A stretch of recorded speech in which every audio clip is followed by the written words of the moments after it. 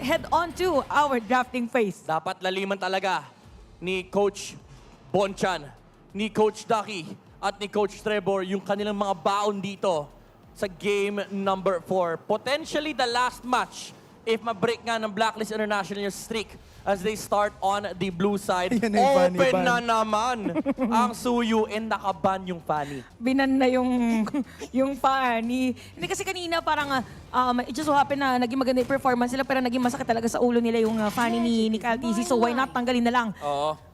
Ayan na. Kasi yan, tinanggal Wala na. silang gusto ituloy. Sabi ni Bonchan, sapat na yung blue side. Oy, pero binan yung Hylos ha. Binan yung Suyu, Suyu? Suyu, Gatot? Gatot, or Juicin. Oo nga, no? Parang maano na dito yung FK pag na silang pumili ng mga pang-front. At Juzin. Juicing. Okay. Haji is Juicin. Alpha, Suyu, ano pa? Gatot. Yan. Wala na tayong ginagawa nung nagbabanggit lang ng hero. Walang Kasi context. parang yun yung Wala pattern ng nila. context. Parang yun yung pattern nila eh. Pang-apat na game naman na buto. Feeling ko naman Alam naman nag-gets na nyo po na natin. yung kinuha na hero. yung ano nga, kung gusto nyo ng analysis, babasa lang kayo ng comment section. Kaya nga So, eh. yun na yung Gatot, Suyu, Alpha, or pwede nilang kunin dito yung Louie. Yes. Or Vexana. Pwede rin. Again, walang context. Ay, Suyu. Suyu. Okay. At least nandun sa choices. Ako, Alpha Rafaela. Alpha Rafaela. Alpha Rafaela. Alpha Rafaela. Eh di magiging Alpha Raw na sila. Ding, ding, ding, ding, ding. Ding, ding, ding, ding, ding. Ano na sila? The Alpha Raw Society. Kailangan nilang Aurora. Kailangan kunin ng FKP Aurora. Aurora or Vexana. Wait lang. May sinabi si Ate Chantel. Ano, Alpha? Alpha Raw. Kasi yung Alpha tapos Si Juicin. Lantern player, oh. Alpha My Roparo. God, Auntie Anara. Ang ganda nga eh. Alpha Ruparo. Okay. Aurora, Vex, Mga Claude. pang-cancel. Kasong hirap nung Rafa. Di ka pwede mag-show dito actually, yung Juicin tsaka Rafaela. Yung Masakit Juicin sa okay ulo lang yun. Yung Rafaela parang may slow na lalantern ng kapa. Tapos pag nag-tune po ka, parang di pa rin sapat yung range kasi may movement speed. Mahirap. Maganda ba dito, Joehead? Ay, parang... Kaso parang hirap second din phase, eh. second phase. Pwede, sige. Rora Vex Ivia. Actually, that's a good find. Oh, babalik na talaga si Eve, no? I'm so proud. Kahit may Rafa. The thing though about, yun nga eh. Ay, oo nga, Yung parang Rafa. pantakas nila. So tingnan natin kung paano pagaganahin ng Falcons AP Brand. Again, this is match point. I think ubusan ng gold laners now for both of the teams. Bruno Ban? Kasi nga, we don't talk about Bruno. Tama Yes. naman. Sa bagay. Tsaka ilang beses na natin nakita to sa Blacklist, yung early game composition na pushing strategy lang. So I think paunaan sa Claude. Yeah. Mauuna yung F-Cup dito. Unless ayaw nilang laruin yung Claude, might as well just ban it out. Pero wala na rin kasing, parang naiwang magandang marksman versus the Alpha. Nag-Brody bigla. Wala lang. Hindi, wala Nag-broad naman. ni Phoenix yung skin. Oo. Wala namang, I think, wala din sa meta. Like, there are better heroes than a Brody. But then, against an Clint. Alpha. Yeah, oo nga, Clint ni... Oo, pwede. Clint ni Super Marco. At least may crowd control din kahit paano. So Nathan Ban. Parang Clint gato. Oh, parang nararamdaman yata natin na maglalabas ng hero na si Super Marco ang mostly gumagamit, if not.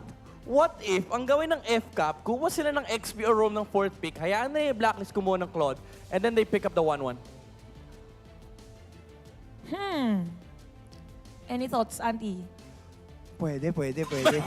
Ang haba nung Iniisip ko kasi Parang sabihin, pwede. Sinimulate niya sa Iniisip utak ko kung niya. magbaba ng Claude. Ay, not Claude. Yeah, Claude yun nasa isip ko iba. Okay. So, either kunin nila yung Claude dito, kaso ang problema kasi mapupunta yung 1-1 sa Blacklist. Khalid! Ayun na si Khalid. May 1-1 last pick unless maunahan ng Blacklist International yung... Sila yung mag-1-1. sila yung mag-1-1. Pwede. Sobrang bilis na ng 1-1 ni Kevin. May Rafaela pa Oh, siya. the body hoppers! Benedetta! Pinakita nila ito kahapon. Yung tank Benedetta. Revitalize, Thunder Bet lang ang puhunan, plus Concussive Blast. Wave clear na lang gustong gawin yan. Ano yun yung independent na Benedetta, kaya ko sarili ko. Oo, Solar Rank Warrior yan. Kailangan ng hyper carry ni Oheb. Ube split, no? Yeah. Kailangan. Claude, siguro parang Claude yung best option. Unless gusto nila mag-Ruby. Ruby, carry. Kari. Ruby Kari, siguro if ever. Parang yung Ruby kasi may Eve. Yeah, Ay, nakinuha yung Claude. 1-1. Okay, so eto na. Kung 1-1 ba? 1-1 or Clint? 1-1 or Clint, yeah. Ano kayang kukuhanin nila dito, no? Feeling ko Clint. tayo magiging X-Factor for Clint. F-Cups lineup. Pwede. Tapos nag-Leslie, no? Oh, none of the Bakit above. hindi? Nag-Leslie. Gusto niyo Mia pa- kaya? Mia, Layla. Mia na Layla. naka-inspire. Oh, Mia naka-inspire. Yung Layla, maganda yun sa Aklod, ah. Ayun talagang pinag-iisipan nila na maigi kasi kailangan nila ng winning match-up sa lane. Sabi ni Coach Ducky, Marco, saan ka ba di mamatay dito? Sa gama- Bulletproof eh. Saan ka ba di mamatay Where are dito? you more confident? Baka nga Marco? Clint, tingin ko Clint na lang. What are yung- you more confident on, Marco? Clint Bea. Bea, okay lang din. Feeling ko Safe nagde-decide pa si Marco, tapos kinoconvince siya ni Coach Hindi Ducky. siya nagsasalita. Iisipahan niya. Ay! Clint! Ayan na. Yung mga pinagsasabi parang mahihimatay na si Midnight Dixon. Ang ganda kasi ng draft. For both of the teams, For both hindi of the hindi teams. yun para lang Ano sa na to? Falcons Parang City Brand. puksaan malala. Yes, puksaan galore. Nagsagutan. Ayoko mag-prediction din. Huwag mo akong tatanungin. Ah, sige. Gusto ko i-enjoyin yung match. Paano gagawin natin dito? Explain nyo na lang sa akin yung I-hype na lang draft. natin yung audience. Pero ito, narinig niyo yung sinabi ng mga analyst natin na sobrang ganda ng draft for both teams. At puksaan malala ang ating makikita between Blacklist International and Falcons Savvy. Bren, may I remind everyone that for Blacklist International, they are already on match point. Tingnan natin kung maipapantay at mai-extend ng Falcons AP Bren itong laban na to pagdating sa ating game number 4. Kaya naman, casters, pasok!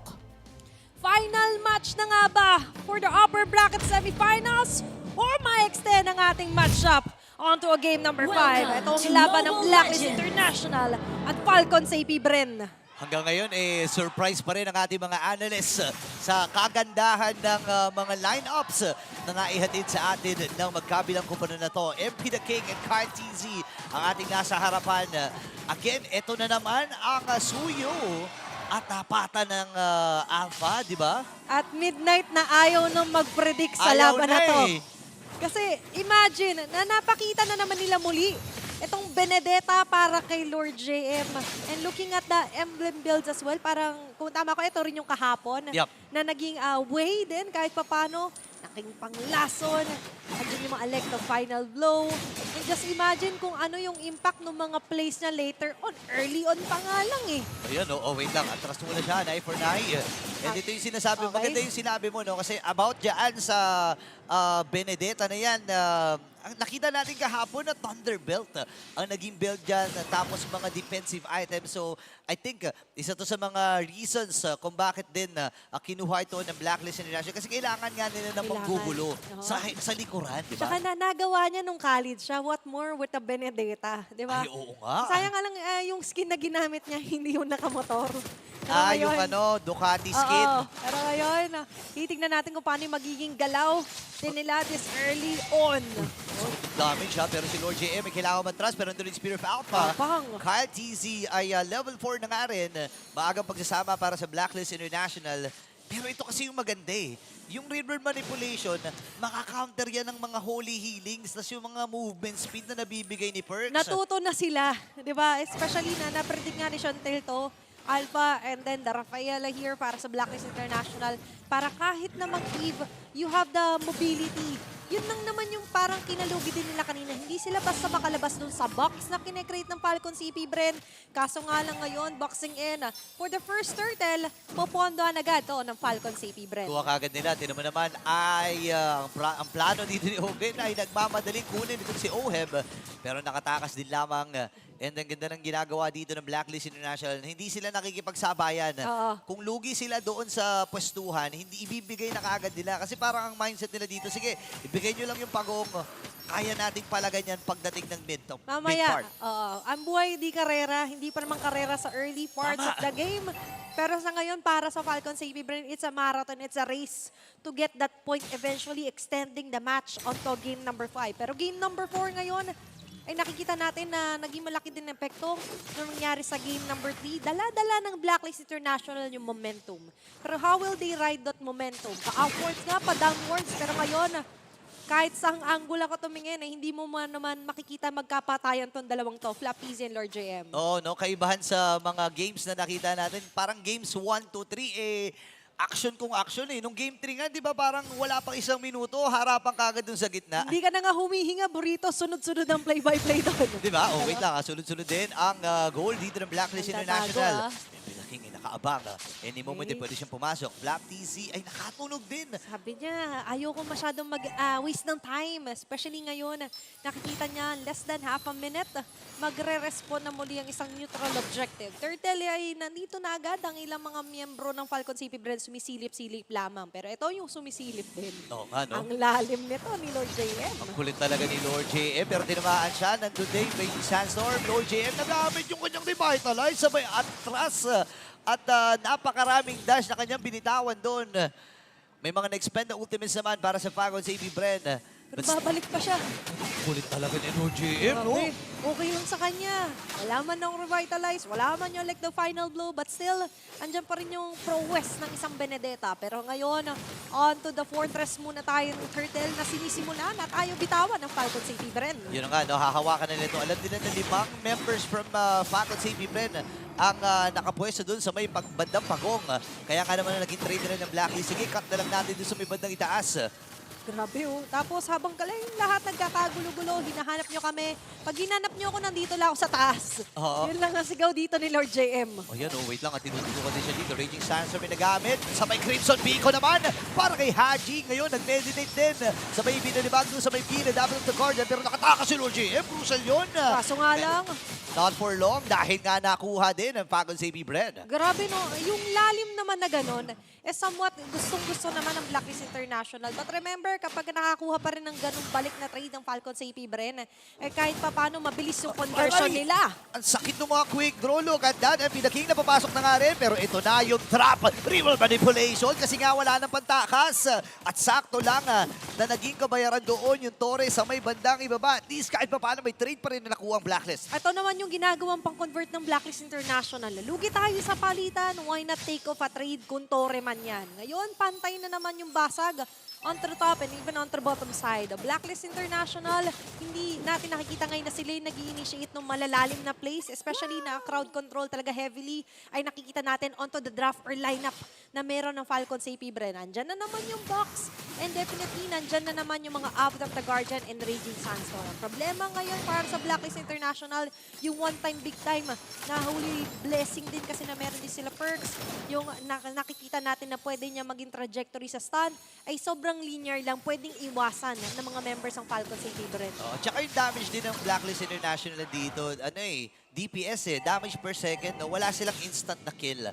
Wala silang instant na combo Yeah. na pwedeng bitawan. And yun yung sinasamantala ngayon ng Falcon sa AP Bren. Hindi natin kailangan matakot sa lineup ng Blacklist International. Kasi nga naman, ang dami nating control. Andiyan si Flap TC palagi kapag kukuha tayo yung objective. Yup. Lord JM. Dito Dito, na naman. okay?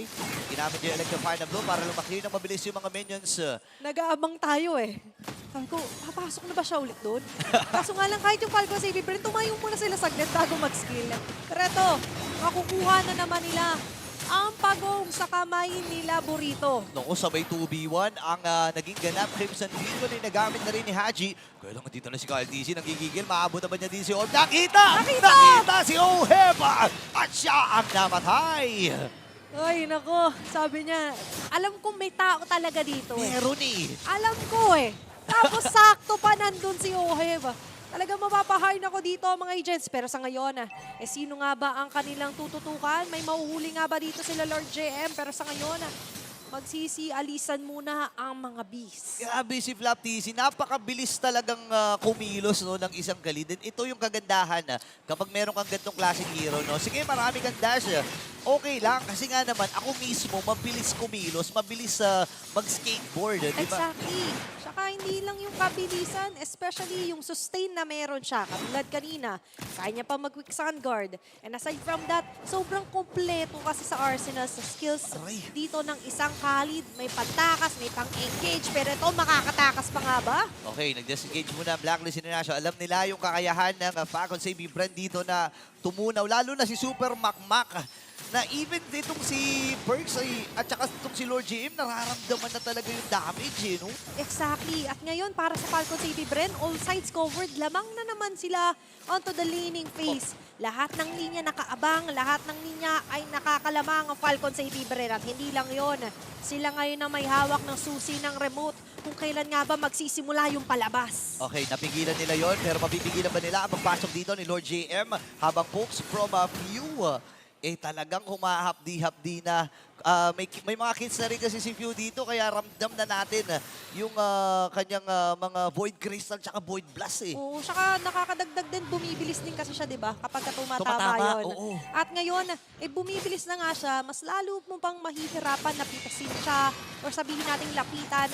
Kasi reiterate lang natin, sa lineup na meron ng Blacklist International, ang pinakasahan natin for the crowd control na meron is yung kay Haji na Lantern Flare or Stone Snare later on pag bumabad talaga ng gusto. And you have the Holy Baptism here para kay Perks. Kaso nga lang, 9 minutes into the game, hindi pa tayo nakakita ng overall team fight na ang Blacklist ang lumalamang. Imagine mo yun, si Flap TC pa lang ang nakaharap, naramdaman talaga ni MP the King yung ngayon. Electrify na blow at yung Lord ay mukha dito ng Falcon Safety Brain habang laban na daw. MP the King yung mamamatay. And andun yung Avatar of the Guardian, wala man tinamaan doon. Kaya lang nandun yung Latin player and Ogwen will go down. At ito pa yung next round daw, Flying TZ. Hindi sila papayag dito na hindi maubos ang mga members ng Blacklist International. Nandito rin si Few for the follow-up. Flap TZ atras. At yun yung mga washing-washing dito ni Kyle TZ. Pero atras na magiging call ng mga bees. Nakita mo kung gaano gangster rin ng Falcon sa AP brand dito yung Blacklist International. Pero nakita naman natin yung essence ng lineup na meron yung agents. Kapag merong nag-overextend, dun sila pwede mang punish eh. Kasi katulad nga sabi mo, more on DPS, damage per second yung nade-deliver dito Lahadi. So kailangan nila bumababa dito yung mga members ng Falcon sa AP brand. Kaso meron silang luxury na mag-in and out in an instant. Especially na meron naman silang Few, you have the Bucks, and you also have the Raging Sandstorm na sobrang ganda lagi ng mga timing and pasok. Nabanggit mo nga, hindi nga Raging Sandstorm eh. Yung Desert Tornado, enough na. Yun lang eh, no? Nanunuot na agad yung damage here na talagang nararamdaman na na-inflict dito sa Blacklist International. At ngayon, yung Lord mamarcha sa baba habang sabay din ang pag-angat ng Minion Wave sa may bandang gitna. Oo, ngayon, ang punti rin nila, ayun to rin talaga. Pasok si Kyle TZ, nangaray ka agad si Lord JM. Sabay electrify na blow, nakaligtas pa nga rin naman. Pero ang gusto dito ng Falcons AP Brand ay isa-isahin na. Napa-Spear of Alpha na rin dito itong si MP the King. At may mga nakuha na rin mga resources dito ang Falcons AP Brand. Pero laban si Lord JM, ang target niya ay si Super Makmak. Lord JM, nagamit na rin kanyang revival. Sumama din rin yung Sandra. Hindi mo na rin pala. Sakto din yung Avatar of the Guardian. Kaya lang wawasi-wasin siya. Pabalik dito ni MP the King. Isa lang ang nakuha doon. Walang iba kundi si Ogwen. At patras na rin ang Falcons AP Brand. Ang ganda nung naging play dito ng Blacklist International. Also, maximizing yung nagiging turret damage na mai-inflict pabalik dito sa Falcon sa Bren. We get the idea na maganda sanang layer doon yung Avatar of the Guardian, pero it was a bit too early, Lalim especially din eh. na nakita niyang buhay yung 5. May Crimson Beacon pa dito si Haji, and the rest, nakita natin na nag-aantay lang talaga sa may gilid-gilid. Nararamdaman natin yung mga pabeng-beng dito ni Oheb. Ramdam na rin! Sakit naramdaman talaga. Sabay si Flap TC na flicker out na rin. Lord JM ay wala for the next 25 seconds. So pagkakataon nito ng Falcons sa AP Bren, ano ang kanilang uunahin? Pwede nilang samantalahin yung mga resources na nasa paligid nila. Pero ang Blacklist International hindi na rin naghihiwa-hiwalay. Okay, na-activate na muli ang ube. Ito yung bonding na kailangan nila. And you have to bond together, especially na kailangan nga nila mag-deliver ng much needed damage. Wala man yung instant burst na hinahanap natin, pero kaya kasing punan yan kapag ka nagsama-sama, maganda yung pagbagsak, especially here for MP the King and Haji. At sa ngayon naman for Falcon Safety Bren, nararamdaman natin yung iwas sila. Not unless sila Ogwen at si Flap yung nangunguna, hindi sila basta-basta magpapakita sa mapa. Ito na naman yung tagu-taguan, pero nakita, may ilaw, may flashlight na dala-dali dito sila Haji. Yung Lord buhay na rin at mukhang hindi pa naman ito sisimulan ng kahit sinong kupunan. Ayaw muna nila, no? Control muna ng wave at dito lamang ang Falcons AP Bren. Ang Blacklist International naman ay nakikiramdam din kung anong kanilang gagawin. Kaibahan ng mga games na nakita natin kasi si Lord JM ngayon wala siyang stun eh. Wala siyang hawak na stun dito. Hindi rin siya naka-petrify kundi revitalize. Ngayon nagkakitaan si Flap TZ. Lord JM nararamdaman din yung mga ingon dito habang river manipulation. Si MP Naging na din ang binubugaw dito. Okay na din yung Taunt Kyle TZ. Successfully makuha niya yung Lord na iyon. Pero si Flap TZ mamamatay ngayon. Avatar of the Guardian patras. Habang napalapit na rin ito si Lord JM. Atras muna ang Falcons AP Bren. Rondor mula sa Blacklist International. Nandun yung mga Lantage player mula kay Haji. Ngayon naman ay re-respeto muna. Ang sakit ng mga Void Crystal. Grabe naman, pinag-exercise muna. May Hindi ka ba treadmill thank you eh. No, nilalagyan ng treadmill. Para dun lang, run in place doon ng Blacklist International. Kaso ngayon, nakikita natin na susustain, hindi sila napitasan kahit ng isa. Pero ang problema, oo, nakakatagal ka sa gera, pero yung damage na na-inflict mo ay enough ba para may hindi tumagal sa gera para sa Falcons AB Bren? The answer ay naging yes kasi natanggal yung sa Captives. Kaso nga lang sa pagkakataon na ito, nandito na naman sila sa corner kung saan medyo napupuruhan din sila. Ngayon, magagamit nila yung damage ng Torre na buhay pa rin naman. Pero buhay na rin Aray! dito ang 5 miyembro ng Falcons AP Bren. Sakit yung damage talaga mula doon kay Kyle TZ. Hindi naman yung mga pana. Tumatama na naman yung Evil Quellers mula sa kanya. Ngayon, may mga minions pa sila dito sa may bandang ibaba. Flap TZ nag-aabang din ang pagkakataon at successfully nabasag na nga yung Torre na yon. At ang buong kupunan ng Falcons EP, mararamdaman mo rin, nire-respeto nila yung kakayahan ng Blacklist kaya hindi rin sila basta-basta nagda-dive eh. Nakita na natin yung essence din nung Rafaela pick. Nakakalabas na sila sa box. Kaso nga lang problema, hindi sila makalabas sa controlled na environment, mga clashes na ginagawa ng Falcons sa EP Bren. Katulad ng mga ganito. In an instant, is mabilis lang silang tatakasan. Wala silang pang hard lockdown talaga na tinatawag. Not unless ay makakita talaga ng magandang window, opportunity si Perks.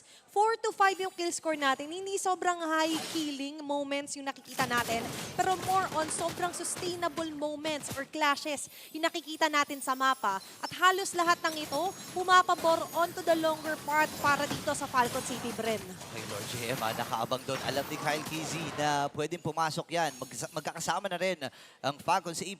Kasi nga naman, gets nila yung idea eh. Okay, naka-UBI yung Blacklist International. Ito yung bagong code ng UBI nila eh. And may tendency talaga magsama-sama yan. Sumuha tayo ng mga hero na makakapalag kapag 5v5 team fight. Ang dami nilang crowd control dito. And Ogwen, isa sa mga nagbibigay ng malaking contribution dito sa laban na ito. Yung mga taunts niya, yung mga Abbot of the Guardian niya, regardless yun kung tumama or hindi. Pero yung idea nun na makokontrol mo yung mismong space na napagtalunan ni Ogwen, malaking tulong yun eh. Exactly. Hit or miss man, pero basta maka-jump in ka, sobrang laking bagay ng positioning. It's everything para pa sa Falcons sa EP Bren ngayon. Lalot na't nakikita natin ngayon na hindi pa rin naman napipitas si Few. Ang ganda ng mga damages niya, ang ganda ng mga naibibigay niya. Kaso nga lang, yung speaking of bigay, hindi yun maibigay ng Blacklist International yung hinahanap nating sakit. Yung nanunuot talaga na damage. Kasi sa ngayon sila, yung mostly nagsusoak up ng damage. By the way, topping off the charge onto the damage taken ngayon si Lord JM. Kaso hindi kasi sapat na sinasalo mo lang yung damage. Kailangan may balik ka din. Kailangan may bawi ka rin. Pero kailan nga ba magkakaroon ng bawi sa ngayon ng Blacklist International? Hindi mo ginagawa ni Kyle DC dito. Pinapana-pana lang niya yung mga bush. And may idea na siya na nandun yung mga members ng Blacklist Matama International. eh. Diba? Tapos lagi pang naka-slow push yung bandang ibaba. So ngayon, kapag nag-react si Lord James sa may bandang ibaba, pagkakataon na ng Falcons sa BBM 4v5, magkikilaban na ito. Patras na ngayon ang laban dito ng Blacklist International habang yung Lord ay makukuha ni Super Macmac. Ngayon, Abbot of the Guardian patras. Pero pa naman siya iman dito habang ito na si Flap TZ umatras ang trigger na gamit niya. Atras din muna ang magiging call dito ni Owen. Rundown daw, sabi ni Lord GM. Pero ang magiging call ng Blacklist men, nakuha nila yung objective. Atras muna tayo, labanan natin under the base. Okay, the call right now is to disengage muna. Disiplina ang paiiralin dito ng Blacklist International. Habang sa Falcons sa EP Bren naman, somewhat nakikita nila on the long run, ay baka nga ito yung advantage natin, yung umiiwas sila sobra sa mga palag. At kapag pumapalag naman sila, is nakikita natin, nakuha naman na yung Lord, kahit umatras tayo, okay lang. On to the laning naman, ngayon ay mabilis lang naman makiklear out, mababalance ito ng Falcons CP Bren. Actually, hindi babalance eh. Papabor pa nga sa kanila. And this might be somewhat of an ending Lord na nga ba? Dahil ngayon, pangatlong Lord sa laban na ito, susunod-sunod na rin, buhay ang 5 miyembro ng mga Bees. Na kumakatok na ang game number 5 para sa Falcons AP Bren. Pero pipigilan ng Blacklist International ng pilit yan. Yung Lord ay nasa may bandang ibaba. Tuloy-tuloy din ang pag-clear ng mga wave dito ng Blacklist International. Habang ang Falcons AP Bren nag-aantay rin ng next wave nila. Ang pinakamalapit ay nandun sa may bandang gitna ngayon. Tatalo na nga ba si Flap TZ? Tatalo na nga ba ito si Owen? Nag-aabang lang sila ng tamang pagkakataon pagkakataon, pero ang pagkakataon na makadepensa ay para sa Blacklist. Okay, nandito pa rin naman ang kumpleto, pero meron naman pagsugod. Okay, nagamit yung reroll manipulation na any moment pwede din tumalon. Itong si Owen, same with Black TZ. Pero sabi nila, MP? Lord lang, kaya lang si MP napalalim din. Nagamit na rin yung kanyang Winter Crown. Hapon off the guard dyan. Owen ay nakasakto lamang talaga. Ngayon si Haji na may nakakuha na rin ng kill. Ilalaban na doon ng mga agents. Black TZ umaatras. Hahabol? Ang magiging bakbakan na ito. Pero ang sakit na rin yung damage mula dito Lord JM at si Haji ay nakabawi din. Andito na yung Super pagsugod Marco! ng mga agent. Si Super Magma ang magiging next sa target dito at si Ogen naman. Andun din yung ultimate mula dito kay Lord JM. Dalawang natitira para sa Falcons AP Bren. Ayun lang pala yung inaantay na pagkakataon ng Blacklist International at ngayon hindi na nila pakakawalan pa to. Mamarcha sa may bandang gitna. Oh, no. Aabot pa naman ng ibang mga miyembro para makadepensa. Pero ngayon mas makakahinga, makaka-move forward ang mga agents. Kaya At ba? ang tatlo dito ay pipilit na nga ba na bumasag pa muli ng isang tore? Okay, kaya nga ba nila to? Pero si Ogen ay humasumalubong na rin. Nagamit yung kanyang Winter Crown. Buhay na rin dito si Pew. Sabay talon na paatras. Magandang pagdepensa ang ipinamalas dito ng Falcons AP Bren. Pero obviously, Blacklist International, bigla nilang nabaliktad yung sitwasyon. It's the patience games here para sa Blacklist International. Inantay lang nila, nagkaroon man ng sacrificial play doon si MP The King. Pero it's all for the better good. Mas nakalabas sila, hindi na constricted ngayon yung pathway ng kanilang mga linya. Nakita rin natin kung paano kinontrol nila Perks and even ni Haji yung kalimitan na humaharap na Flapizzi or Ogwen man yan.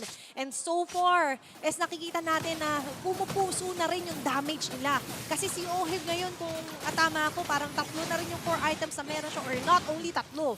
Kasi nakita natin hindi naman siya napipigilan, hindi naman nadadalawan, hindi rin napipitas. Naku, ang mapipigilan ata dito si Owen. Apat of the Gonya patras, pero yung redemption naman para dito kay Pew.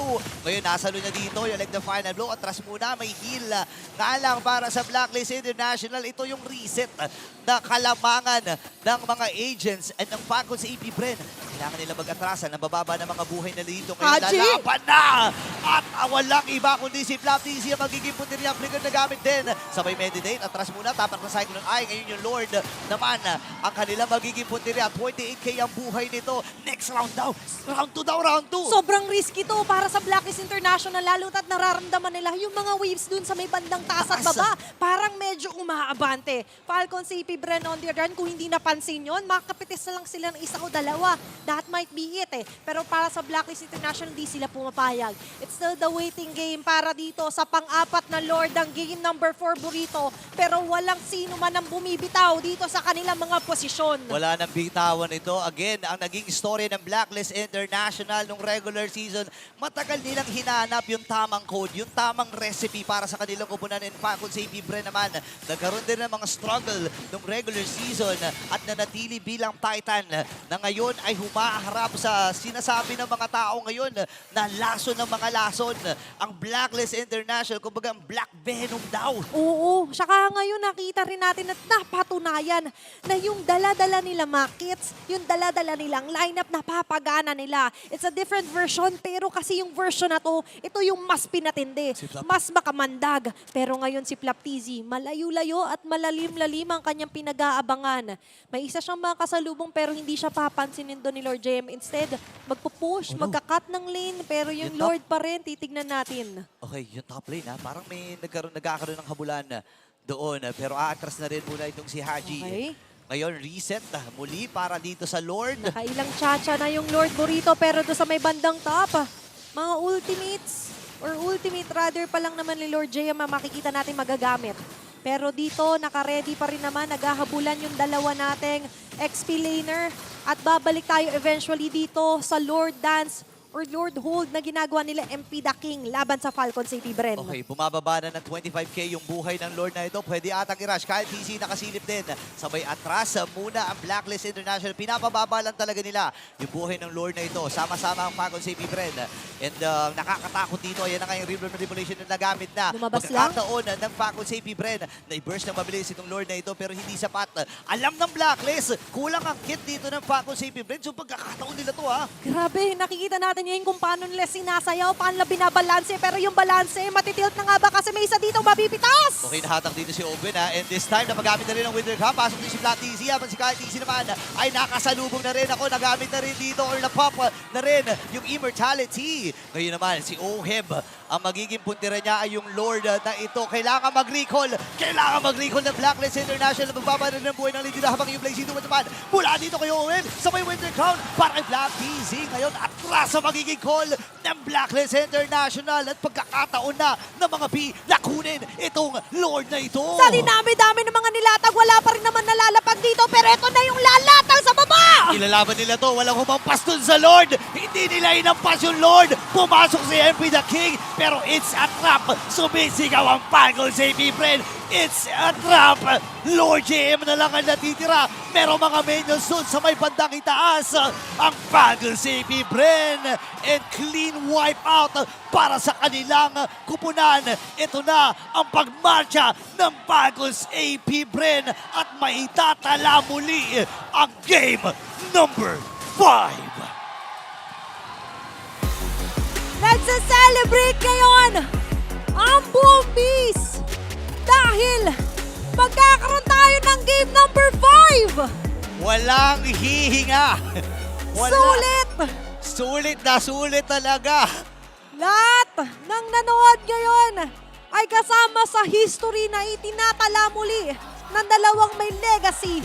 Pero syempre, para malaman pa natin ang nangyari doon sa game number 4, punta muna tayo sa Infinix Game Tambayan. It is what it is! Talaga namang nagulantang na naman ang MLBB community because of that amazing game. Kanina super one-sided yung buhok ko. Pauno. Meron akong entry dyan na para sa naging laban natin. Solid, tsaka solid. Oh, Solid. grabe! Ang ganda ng laban, guys. I mean, kasama din namin kanina dito si Renmar Santa Cruz. Pati siya, this is MLBB! This is high-class MLBB! At high-class performance from our idol ng mga kids, our game MVP. Phew! Phew! Fiyog! What a performance coming from Falcons AP Bren. And ang tanong ko, gusto nyo bang makakita ng world-class MLBB action? Hindi ba natin napanood na regular season Manood pa lang? kayo ng MPLPH! What? Grabe yung game for both of the teams. For the entirety of the game, we were waiting na OHEB goes online. And the moment OHEB went online, nakapalag yung Blacklist International.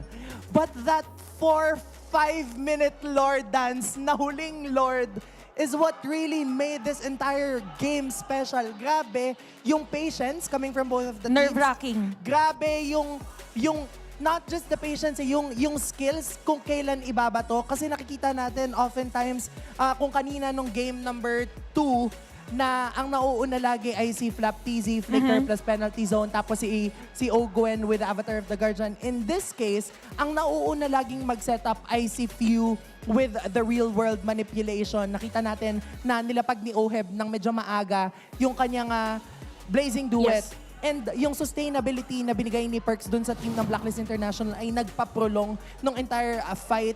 But it just so happens that Falcons AP Bren knew what to do at what specific point.